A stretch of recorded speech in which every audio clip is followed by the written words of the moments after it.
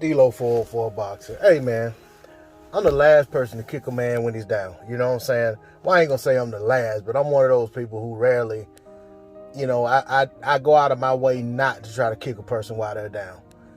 But Teofimo Lopez and this whole, everything that's come out since he lost his fight, it's beyond ridiculous. Initially it was, I know I won the fight, 10 rounds to 3, 9 rounds to 3, 10-2, all of this stuff. And now it's, my elbow was messed up before the fight. We saw no signs of any elbow problems during the fight. All right.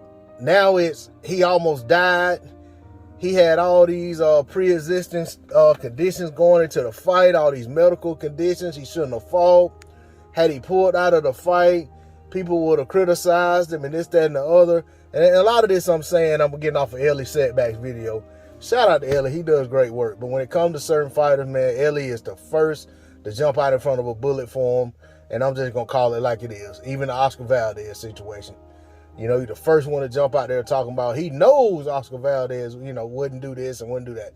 But anyway, this situation, Teofimo was supposedly near death before the fight.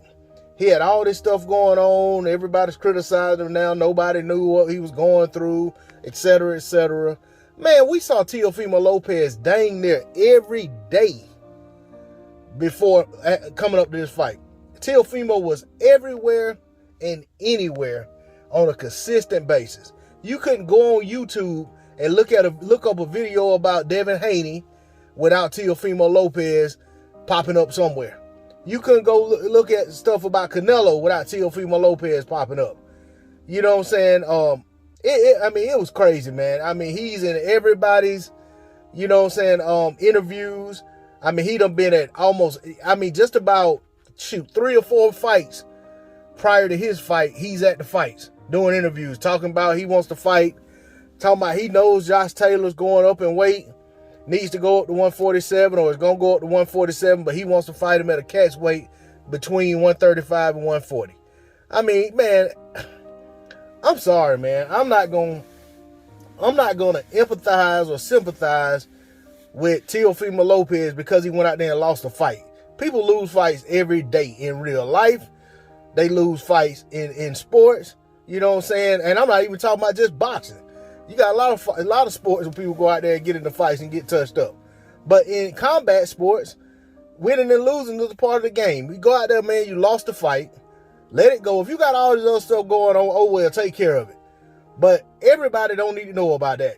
Based on what, according to what I'm reading, what I'm hearing, he needs to retire. He needs to step away from the sport. He's not in a condition to continue fighting.